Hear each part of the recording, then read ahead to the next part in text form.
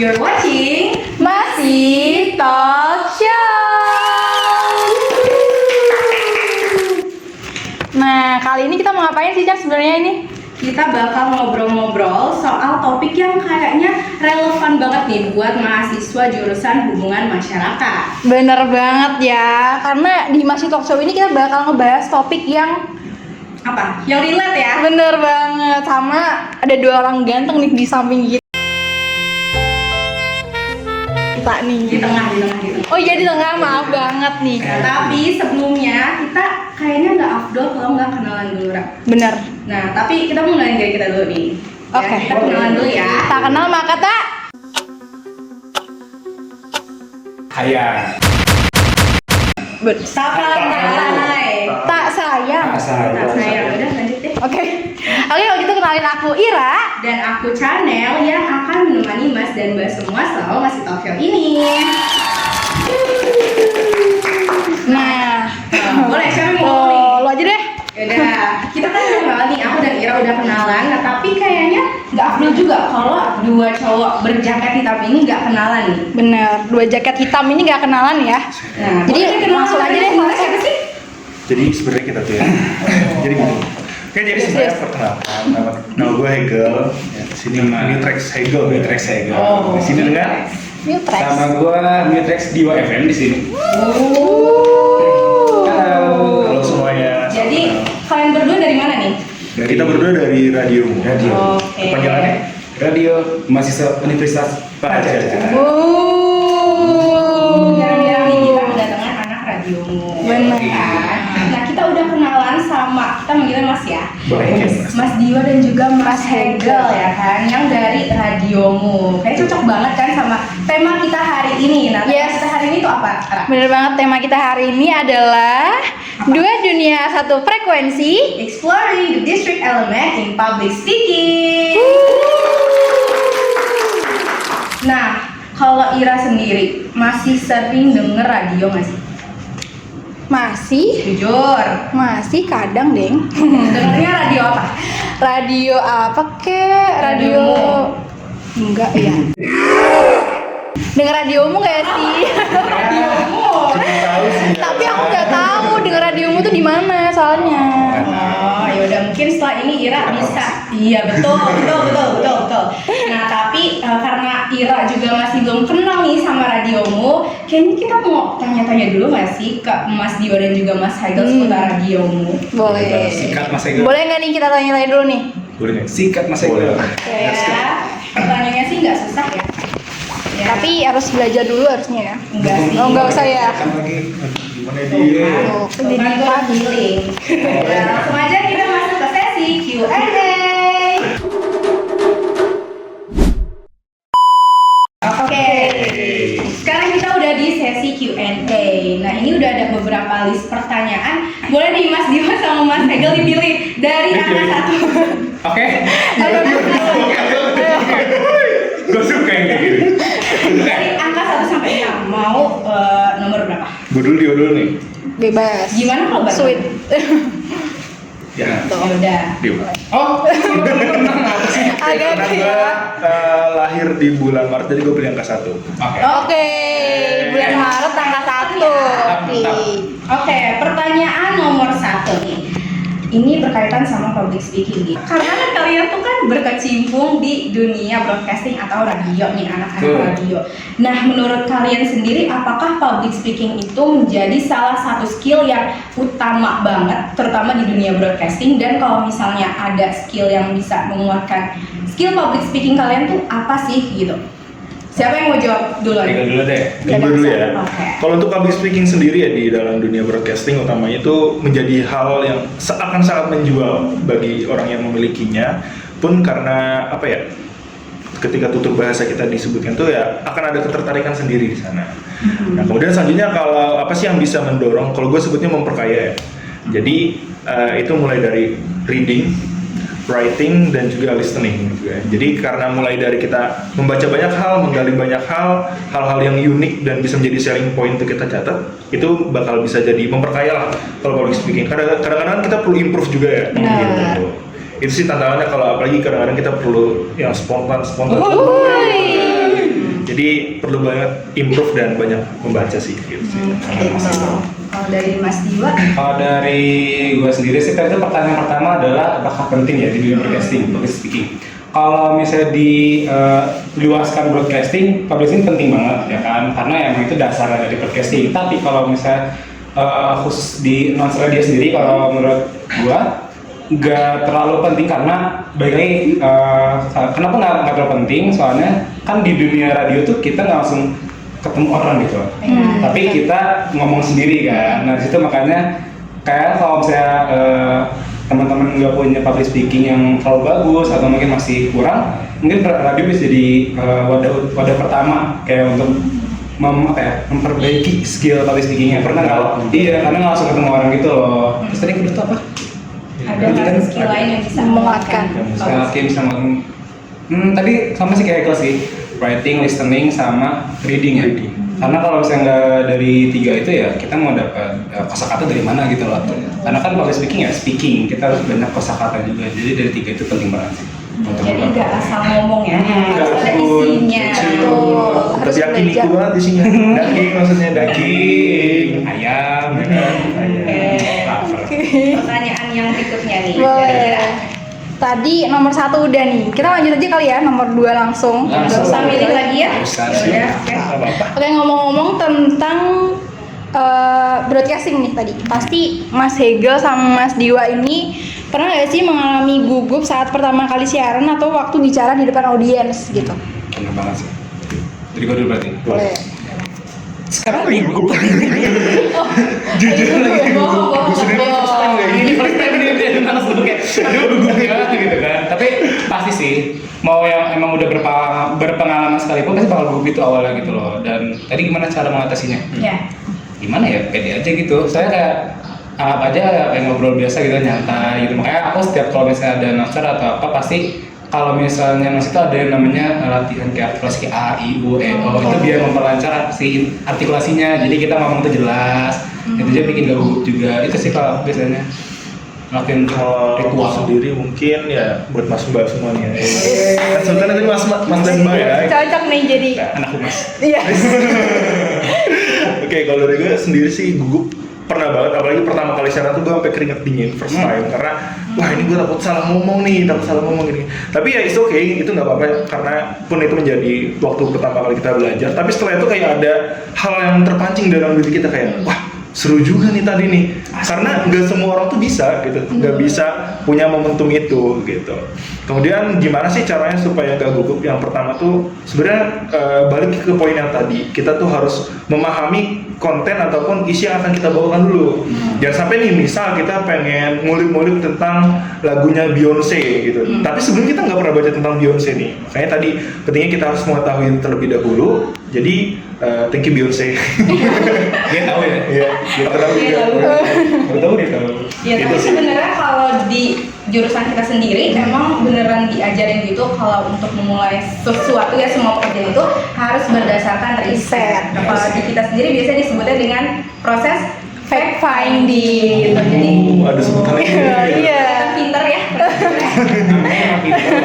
Amin. Jadi ternyata masih berkaitan juga ya sama dunia public speaking di broadcasting gitu. Iya. Nah, terus untuk pertanyaan selanjutnya nih, kan kalau kalian Yes. jadi Mas. kalau Mas berdua ini kan public speakingnya itu lebih ke di dunia broadcasting berarti on air gitu. Iya. Terus nggak kelihatan ya audiensnya kayak ngomong di depan mikrofon gitu.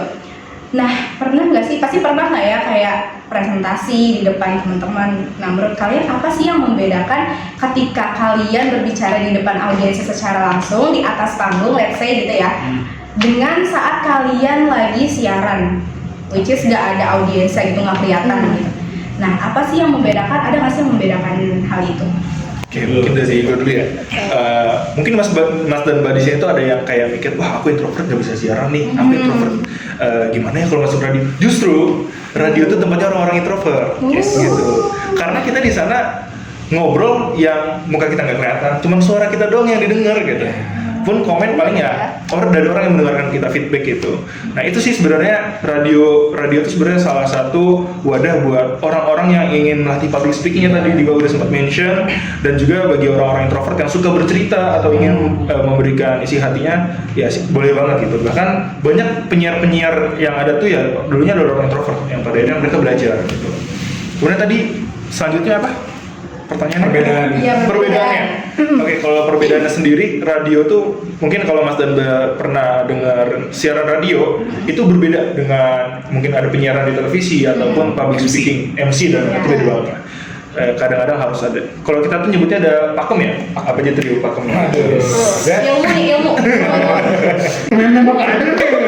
Nah, perbedaannya tuh nggak terlalu jauh, mungkin sama-sama emang ngobrol lah ya, ngobrol. Bedanya kalau misalnya di MC, terus MC itu MC dengan banyaknya orang gitu kan, kayak kalian, teman-teman, guys gitu kan. Nah, tapi kalau di radio tuh antara announcer sama satu orang jatuhnya. Jadi makanya di radio itu ada beberapa sesuatu yang haram, kayak di radio nggak boleh ngomong kalian, di radio tuh nggak boleh ngomong guys atau lain gitu loh, nggak boleh, karena kita tuh di radio tujuannya itu adalah biar si pendengar ngerasa bener-bener diajak ngobrol berdua gitu loh, kayak dia one-on-one. Jadi kayak kalau misalnya Mas dan Mbak sadar di radio itu ngomongnya kayak kamu atau mungkin panggilannya kayak viewers, pengaruners, ya kan, ya bisa gitu lah. Nah itu jadi perbedaannya juga, dan juga kayak pressure tuh beda gitu. Mungkin kalau misalnya di radio pressure tuh kayak kita nggak boleh dead air nih, dead air tuh kayak kita nggak boleh diem berapa detik pun itu loh.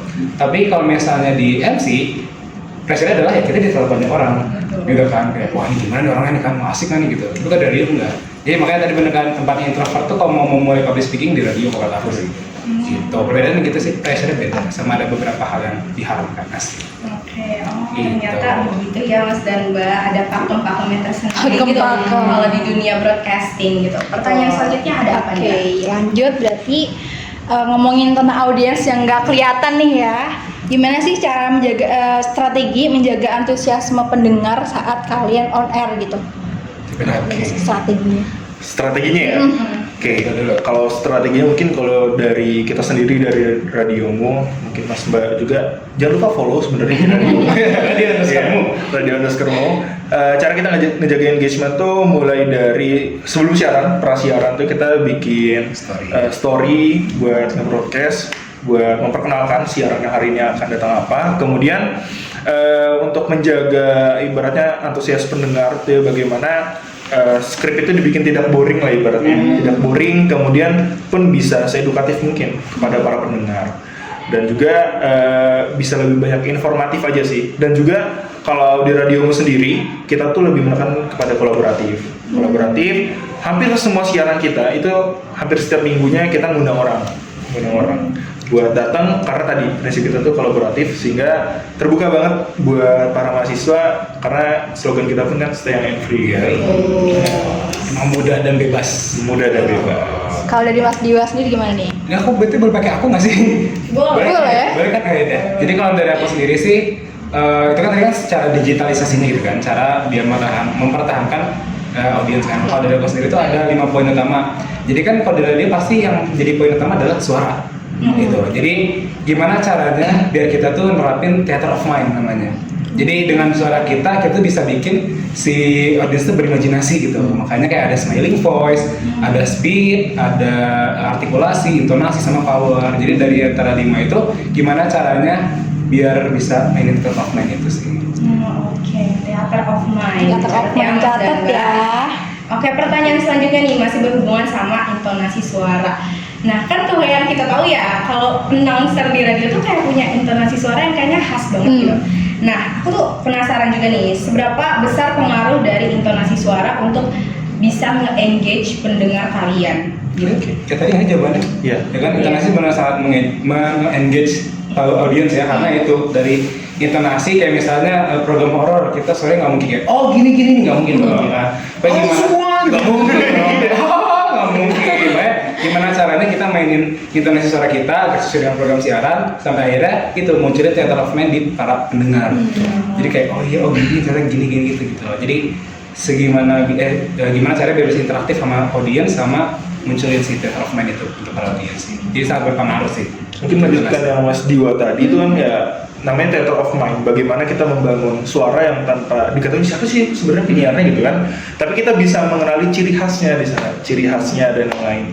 Misal kalau kita dengar dulu tuh ada namanya Nikta Gina, soalnya kan ada cempreng tuh ya, ada cempreng, kemudian ada Gofar Hilman, kemudian beberapa penyiar lainnya ada yang suara ngebas dan lain-lain. Itu kan wah ini yang siaran tuh ini nih sekarang, ya ini sih ini nih sekarang. Nah itu maksudnya bisa dari terbangun suara ya? brandingnya dari suara gitu. Itu sih.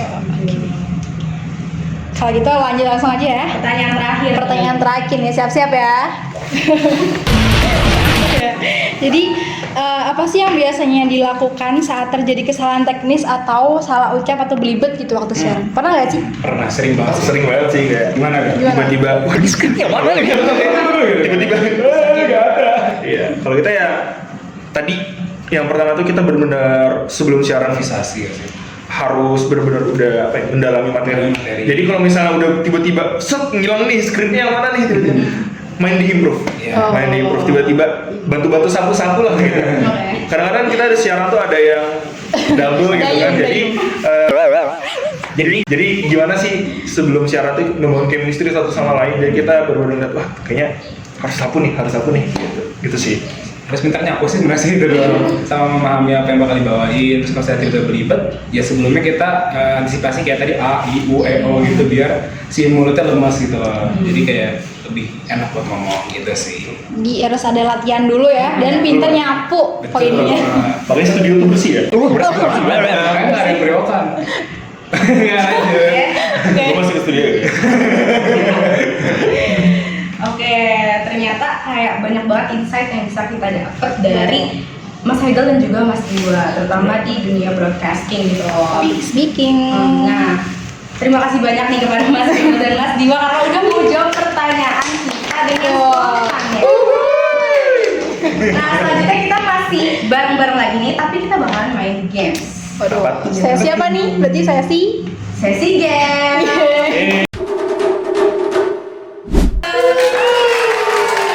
Oke, jadi kita bakal main games yang judulnya Real or Fake. Nah, untuk teknis gamesnya sendiri, jadi nanti bakalan ada seorang pria tampan di belakang layar yang akan membacakan beberapa pernyataan nih, bukan pertanyaan ya, pernyataan. Nah, pernyataan ini bakal seputar public speaking gitu. Pasti Mas Haidal sama Mas Dio udah hatam lah ya public speaking gitu kan. Nah, nanti kita berempat akan mengangkat sebuah papan yang bertuliskan real or fake. Nah, nanti jawabannya itu juga harus spontan. Gak boleh mikir dulu ya. Nah, tapi papannya mana ya? Mana ya? Papan dong, guys. Gak boleh. Yanti loh, Yanti juga Yanti. Yanto. Yanto ya. Boleh tolong di ini. Oke, makasih. Iya. Aduh, agak susah ya kita akan megangnya. Ini boleh nggak? Susah ya. Oke. Malu deh aku. Malu deh. Malu sendiri. Iya, malu sendiri. Oke, kalau gitu langsung aja kita mulai game sessionnya. Kita panggil dulu nih, pria tampan. Mana suara kamu? Tolong dong pria tampan. Iya. Aduh. Iya, kenapa?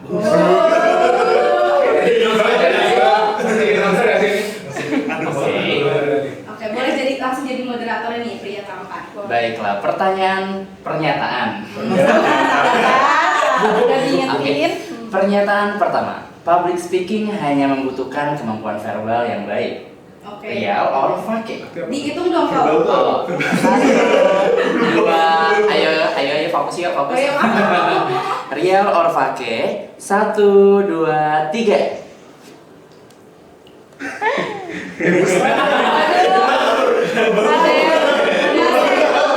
Real sendiri. Kenapa? Iya. Apa alasannya? Kenapa Rial? Udah kali dijelasin kenapa Rial. Kenapa nih ya Mas Ega? Enggak kok. Jujur lupa verbal tuh apa? Verbal tuh. Jadi tadi tuh pernyataannya apa? Boleh diulang nggak, Mas? Pernyataan pertama, public speaking hanya membutuhkan kemampuan verbal yang baik. Kemampuan verbal. Verbal ngomong kan? Langsung. Iya. Kenapa nih kok Rial? Kira-kira boleh diklarifikasi ya? silakan. Oke, guys, ini sebenarnya gue lupa aja sebenarnya verbal itu apa. Tapi sebenarnya verbal itu menjadi salah satu, apalagi kalau di public speaking, hal yang kan tadi selling point dari masing-masing orang gitu. Ketika suara kita tuh ibaratnya kita bisa memperindah suara yang kita punya. Soalnya semua kan punya ciri khas masing-masing. Itu akan menjadi kemampuan yang lebih, akan menjadi selling point lebih dari masing-masing orang gitu. Kayak misal ada, kalau misalnya salah satu suara yang gue suka itu suara Marlo. Itu kan tebel Marlo, kayak, oh, dalam iya, banget ya. setuju. Oh, gue jadi Suaranya kayak seksi gitu. seksi banget kayak damn gitu. Damn. Tapi satu sisi itu kayak kalau misalnya kita nggak mau memperindah suara kita kayak ya semuanya ini gak ada yang dengerin kan. Jadi harus mempercantik suara kita masing-masing secara verbal gitu. Gitu sih, tapi nggak satu-satunya. Jadi diputar nih, jadi pakai ya. Pakai. Ini Oh, ini ya. Coba kita putar ulang dulu. Oke, kalau dari Mas Diva ada nggak alasan tersendiri kenapa coba pakai? Karena ya seperti tadi Q&A, kalau misalnya public speaking itu nggak harus selalu tentang ngomong asli dan lain-lain, tapi harus ada tadi reading, terus listening, terus ada writing. Karena kalau kita ngomong tanpa ada isi ya sama aja kayak tong kosong dari bunyinya. Cakep. Kayak gitu sih. Tong kosong nyari bunyinya. Kayak bukan bermain itu ya. Jawaban saling support. Mbak Ira mungkin mau jelasin Oke, alasannya? kalau dari aku nih ya, kita kan di public relation nih, yang ada audiens yang kayak gitu dong ya. Kita kalau public speaking itu nggak cuma verbal aja, karena kita ada kayak mimik juga, yang verbal kayak mimik wajah, ekspresi. Jadi kita selain ngomong, kita juga menyampaikan pesan lewat muka kita nih, kayak kita lagi happy, kita senyum, Gestur juga ya. Ya betul. Nah, Kalau dari channel, kalau aku alasannya sama kayak Ira. Jadi kita next ke pernyataan berikutnya. jadi dua. Oke, pernyataan kedua. Persiapan materi saja sudah cukup tanpa perlu latihan vokal sebelum tampil. Riau or Fake dalam hitungan ketiga. 1, 2, 3. Kok nggak real lagi mas? Aku Barcelona. MU. Ayo siapa dulu nih yang mau jelasin Mas. alasannya? Mas Diwa dulu. Oke, Mas Diwa. Oke.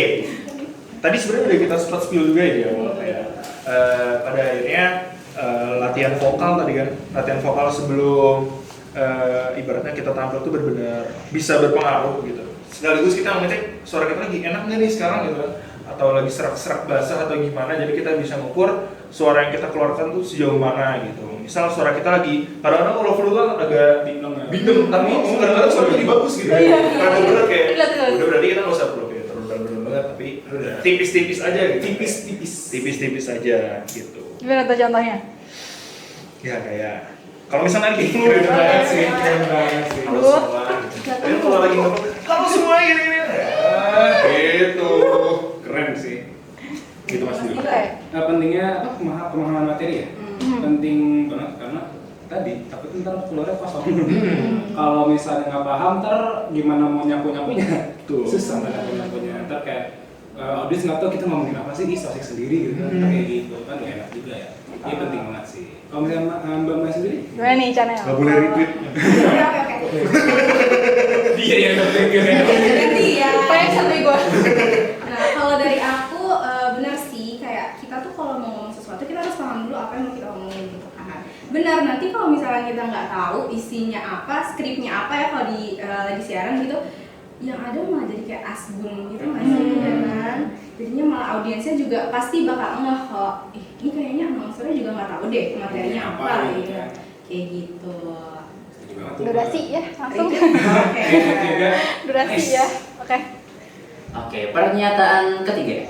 Tone suara yang monoton berpengaruh pada efektivitas penyampaian pesan. Real or Fake dalam hitungan ketiga. 1, 2, 3. Wih, kompak nih. Green flag semua. Pertanian. Oh. Beda ya. Ayo, ganti merah. Ganti merah. Oke. Sesuai jawaban. Siapa nih yang mau ngasih alasan? Boleh Mas Diwa dulu. Iya. Apa intonasi tadi ya? Iya. Berpengaruh atau enggak gitu? Sangat berpengaruh karena ya baik lagi dengan adanya intonasi kita jadi bisa, kalau khusus di radio ya, kita bisa mainin theater of mind-nya para audiens gitu lah, para pendengar. Jadi kayak mereka bisa imajinasi gitu kan, kayak lagi serem misalnya kayak sekarang cuaca di Jatinangor lagi mendung gitu kan. Kayak, oh iya mendung nih Pak. Sekarang susah Jatinangor lagi mendung loh kan kayak hah? Gak enak juga gitu ya, nyambung. Jadi sangat penting banget untuk permainan pengaruhnya gitu buat audiens. Mas Ego gimana Mas Ego? Kalau dari gue sendiri sih kayak kadang-kadang tuh apalagi orang yang dengerin radio tuh sore-sore lagi capek biasanya kan. Kalau misalnya suara kita tuh monoton kayak ya lo semua balik lagi bersama saya di sini kayak malah makin ngantuk. Iya kayak makin ngantuk. Bawa mobil jadi nggak semangat gitu. Sedangkan kalau misalnya kalau semua balik lagi sore ini kita akan mendengarkan lagu dari ini. Seru sekali. Wah, gue bawa mobil nih. Langsung semangat ya. 100. Enggak dong. Nggak boleh dong Jangan ikut 100 ya, ya. Mas ya. 300. Mbak Ira. Kalau dari aku sendiri, intonasi sangat mempengaruhi ya, karena apa kayak Kedengeran kan ya kalau misalnya gak apa gue sapi tahu karena kalau misalnya intonasi suara kayak Bisik-bisik. gitu ya apa sih gitu tapi tetap sih harus sesuai sama konteks dan materi yang kita bawain juga Betul banget. gitu. Jadi kita next aja kayak bukan expert gitu lah. Oke, next. Oke, next ke pernyataan terakhir. Oke. Membaca teks secara langsung tanpa improvisasi adalah cara terbaik dalam public speaking. Real or fake dalam hitungan ketiga. 1, 2, 3. Oke. Pakai ya. Oke ya. Oke. Oke. Gimana kalau sekarang kita dengar dari Mbak Ira dulu nih?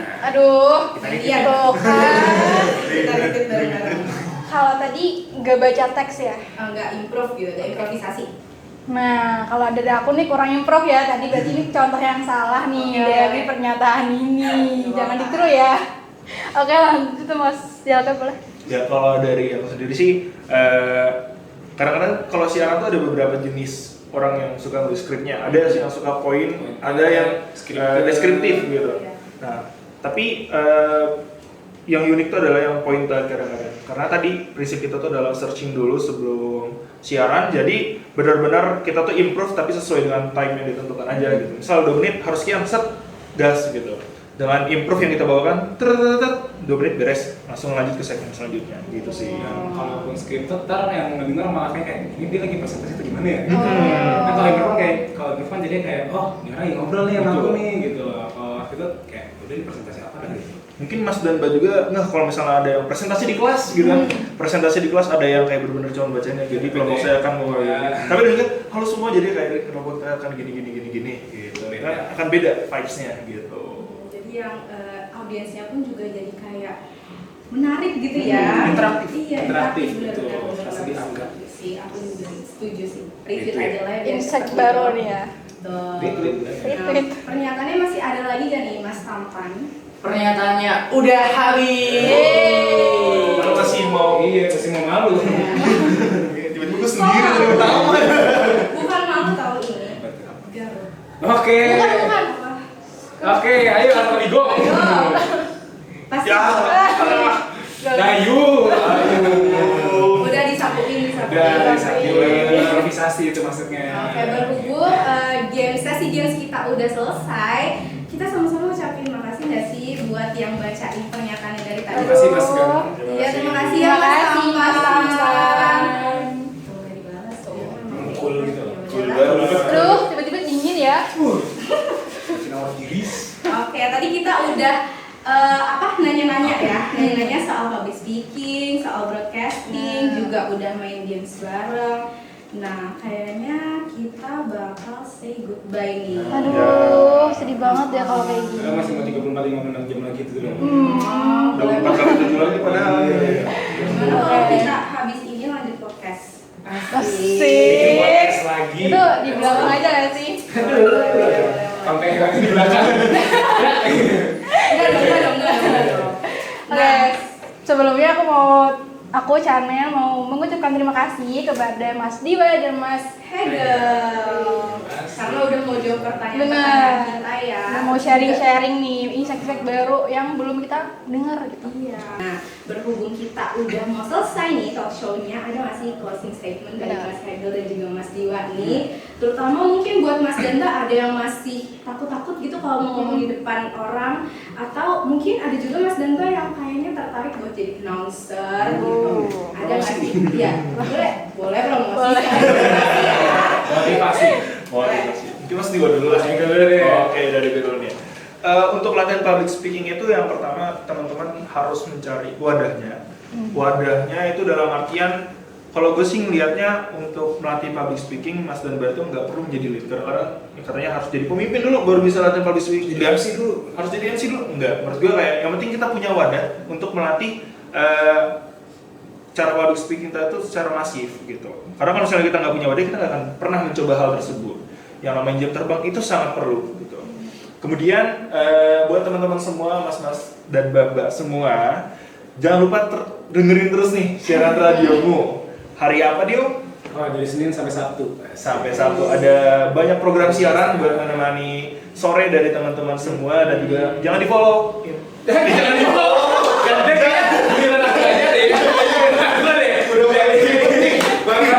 Kalau misalnya bingung kayak aduh gimana kalau speaking aku juga atau gimana kan tadi kata Mas Egel ada wadah. Nah kalau kataku wadah penting, cuman yang paling penting adalah percaya diri dulu gitu loh, dan nggak harus selalu kayak berarti aku harus join ini itu juga perlu sih, cuman kayak kalau misalnya Mas Damba di motor nih atau di mobil atau lagi jalan ngomong sendiri kayak tiba-tiba nang sendiri lagi dengar lagu kayak oke di lagu ini atau enggak, biasanya tuh ada aku biasanya ngomong depan cermin gitu loh, jadi seakan-akan aku lagi depan audiens, itu bisa jadi salah satu buat ningkatin percaya dirinya gitu loh. Nah mungkin radio bisa jadi salah satu cara Mas Damba untuk meningkatkan public speaking. Iya, jadi boleh banget di follow Instagramnya radio_mu atau mungkin boleh di follow TikToknya radio.mu atau Twitternya semuanya boleh di follow. Mungkin tahun depan mau join radio.